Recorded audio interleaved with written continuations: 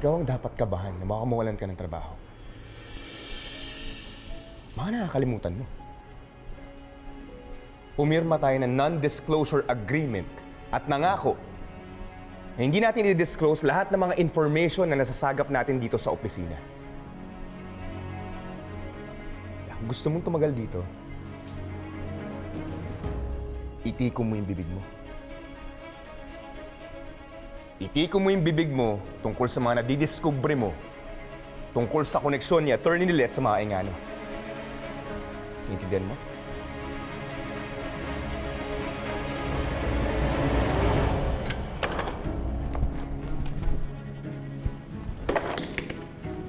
Hey. Ayos ka lang? Kasi tingnan mo totoo yung sinasabi ni Melissa. Tatanggalin ako ng CRD dahil kapatid ko yung nag-aakusa sa anak nila. Hindi. Hindi naman siguro. Wala ka namang ginagawang masama, di ba? Ginagawa mo lang na maayos yung trabaho mo. Kaya wala silang rason para sasantihin ka nila.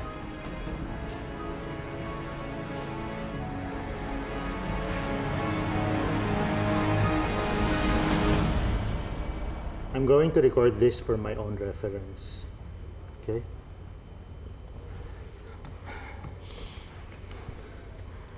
Nung dumating kayo nung kaibigan mong si Hailey doon sa beach party venue, nagkausap kayo ni Ino.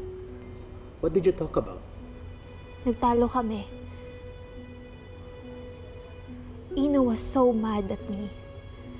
Kasi nag-gate crush kami ni Hailey sa party niya. I was so upset. Kasi nakipaghiwalay siya sa akin. And then, what happened? I started drinking. Kasi, I'm so hurt.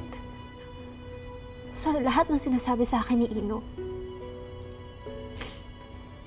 Uminom ako mag-isa sa beach. So, pagkatapos mong uminom, anong mga sumunod na nangyari? How did you end up in the room? Di ba sinabi ko na sa affidavit ko? Bakit ba inuulit na naman natin? Trixie, kailangan consistent ang story sa affidavit mo. Lalo na kapag tinanong ka on the spot, kapag magkaroon ng clarificatory hearing sa piskal. Naghahanda lang tayo. Please answer the question. Trixie, sagutin mo na. How can we help you kung hindi mo kami tutulungan? Mom! Can you stop? Ayoko! And I'm sorry! I'm sorry if hindi ko kayang sabihin sa inyo.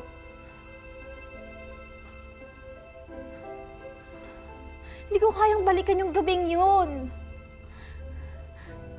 Hindi ko kaya kasi it's so horrible, it's so painful.